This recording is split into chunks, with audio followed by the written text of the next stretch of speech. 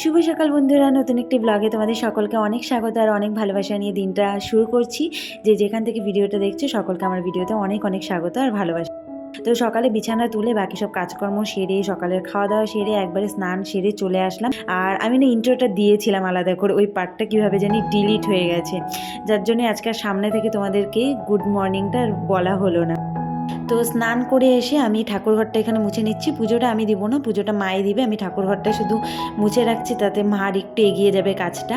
আর বারান্দা টারান্দা ওগুলো আগেই মোছা হয়েছে, শুধু ঘরটা মুছে ফুল টুলগুলো ফেলে দিচ্ছি, বাসি ফুল। আর ক্যামেরা অন দেখে দেখেছো চুলগুলি কী শুরু করেছে, আমি পরে ভিডিওটা এডিট করার সময় দেখলাম। তো ভাবলাম থাক পার্টটা তোমাদেরকে দেখিয়ে দিই, কেন ডিলিট করে দেবো।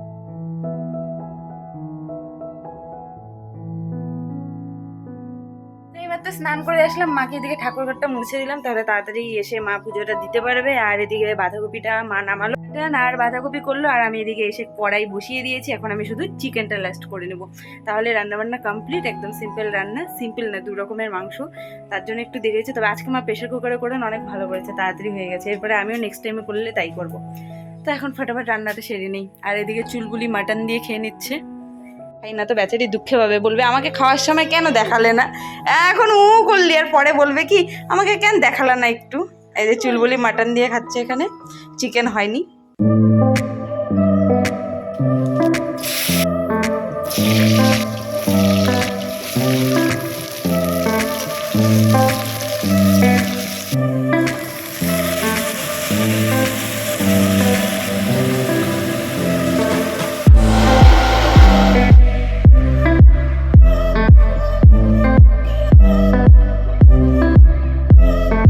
তো চিকেন রান্না আমার কমপ্লিট। অন্য সময় চিকেনটা একটু লাল লাল হলে দেখতে বেশি ভালো লাগে, কিন্তু লঙ্কার গুঁড়া ইউজ করা হয়নি। খাওয়া দাওয়া সব কমপ্লিট। খাওয়ার সময় ভিডিও করার কথা মনে ছিল না, ডেলি ব্লগ না করতে করতে না অভ্যাসটা নষ্ট হয়ে গেছে। এদিকে গ্যাস ওভেন টোভেনগুলো মুছে একবারে রান্নাঘরটা মুছে নিচ্ছি, কাজ সেরে নিলেই ভালো তাড়াতাড়ি করে। আর রান্না করে না বেশিক্ষণ মানে নোংরা রান্নাঘর রাখতে আমার একদম ভালো লাগে না, ওই বাড়িতে কি এই বাড়িতে বলো। আর মাকে বললাম যতটা হেল্প করে দিতে পারি তাড়াহুড়ো করে, না তো মাই করে ফেলে।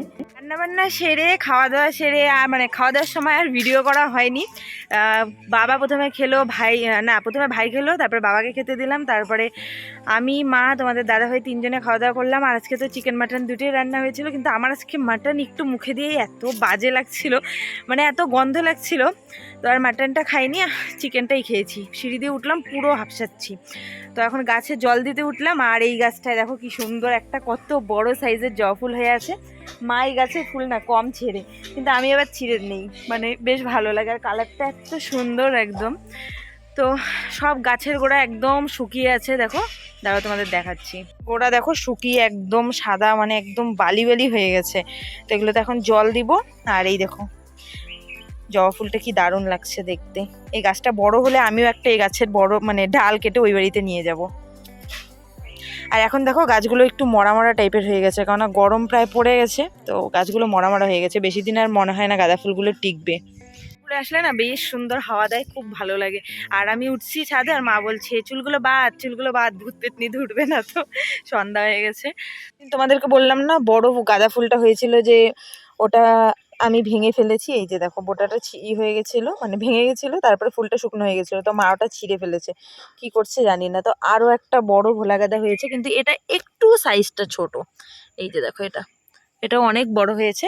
আর একটা তোমাদের দেখাই, এই দেখো শুয়োপোকা ফুলের মধ্যে কিরকম সবুজ সবুজ শুয়োপোকাটা দেখো কি ভয়ঙ্কর, দেখেছো কি ভয়ঙ্কর শুয়োপোকাটা, একদম দেখেই ভয় লাগছে, ফুলের মধ্যে আটকে আছে একদম। তো পাইপ উঠিয়ে নিয়েছি, এখন গাছে জল দিয়ে দিব, কারণ বালতিতে ওই অল্প অল্প করে দিলে হবে না, সব গাছের গোড়া একদম শুকিয়ে গেছে। আর এটা জল ভরে রেখে দিচ্ছি বালতিতে আর মগে, এগুলো কালকে মনে করো দেওয়া যাবে।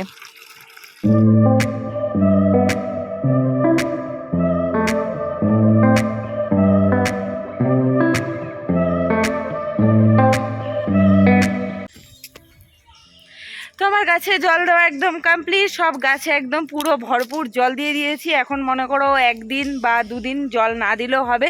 এখন যে রোদ উঠে জল না দিলে না গাছগুলো মরেই যাবে। আর বালতিতে মগে জল ভরে রাখলাম, তো জল দেওয়া একদম কমপ্লিট। এখন নিচে নেমে যাবো তাড়াতাড়ি। নিজে নামার সাথে সাথে মা এদিকে চা নিয়ে চলে আসছে আর 2 রকমের চানাচুর এনেছে। তার মধ্যে একটা চানাচুর এত ঝাল ছিল আর ওটা দিয়ে আমি চা খাচ্ছিলাম। ওটা না খেতে ভীষণ তবে টেস্টি ছিল। আর তার সাথে বিস্কুট আর এই যে দিদুনও আসছে আজকে। তো টিভি দেখতে দেখতে আমরা সবাই মিলে এখানে আড্ডা দিচ্ছি, মানে আড্ডা বলতে ওই আর কি, টিভি দেখতে দেখতে চা খাওয়া। বাজে এখন বাড়ি থেকে মা এই যে তাড়িয়ে দিচ্ছে ব্যাগপত্র নিয়ে, তাই মন খারাপ করে চলে যাচ্ছে। ভাই আসলাম, কারণটা কি সেটা গিয়ে তোমাদেরকে একবারে বলছি।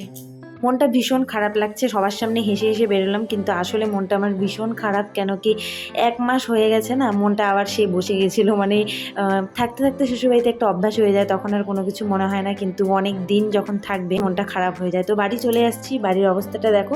তোমাদের দাদাভাই মশারির 4টা কোণা টাঙিয়ে রেখেছিল, তাড়াতাড়ি আমি এসে একটা কোণা খুলে দিলাম। কোণা মশারি টাঙিয়ে রাখলে নাকি ঘরে ভূত থাকে, মানে এটা আর কি সবাই বলে।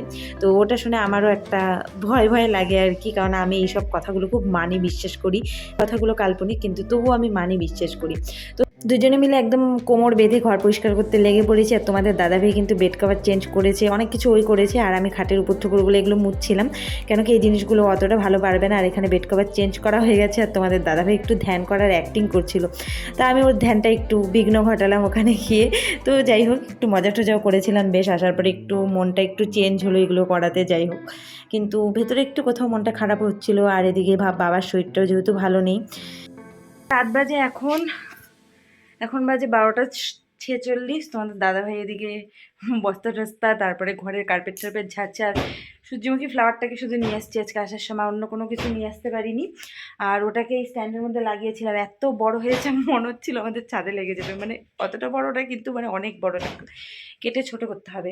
আর ঘরদোর মোটামুটি গোছালাম, বিছানা টিছানা চাদর অন্য কি বলতেছি আমি, তোতলায় যাচ্ছি পুরা।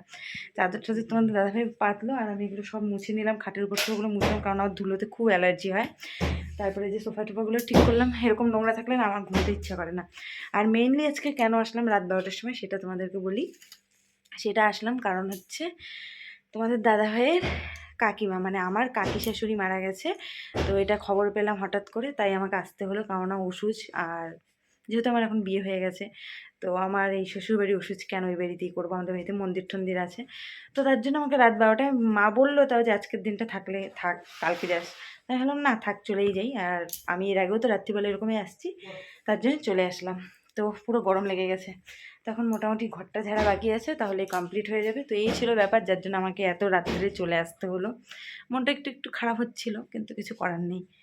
তো আর অনেক দিন হয়ে গেছে, 1 মাস হয়ে গেছে, তো ভাবলাম না ঠিকই আছে, চলে আসি, আবার যাওয়া যাবে ওষুধ কাটলেই।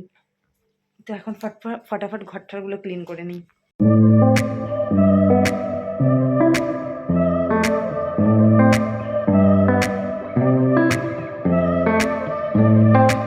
এমন ঝাড় দিও না যে সব ছিঁড়ে বেড়ে ফেললা, নাকি ঝাড়ু কিনছিল গো নতুন?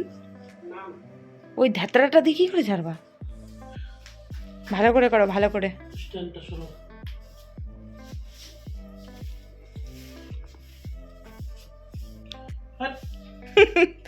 নিজের ঘর ঝাড় দেওয়ায় কিছু লজ্জা নাই, এটা আমার ধুলায় অ্যালার্জি, এর জন্য তোমাদের দাদাভাই ঝাড় দিয়ে দিচ্ছে।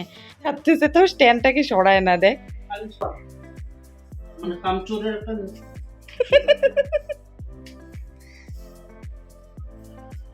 ভলা হে বুড়া হে জैसा है, গলা ভেঙে গেল। মেরা পতি মেরা দেবতা হে।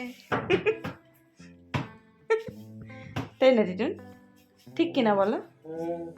আজকে ব্লগের ইন্ট্রোটাও যেমন ডিলিট হয়ে গেছে, তেমন মানে এন্ডটা দিতেও ভুলে গেছি। তো চলো আজকের মতো ব্লগটা এখানে এন্ড করছি। ভালো লাগলে লাইক কমেন্ট শেয়ার করো। দেখা হচ্ছে নেক্সট ভিডিওতে। Tata, good night.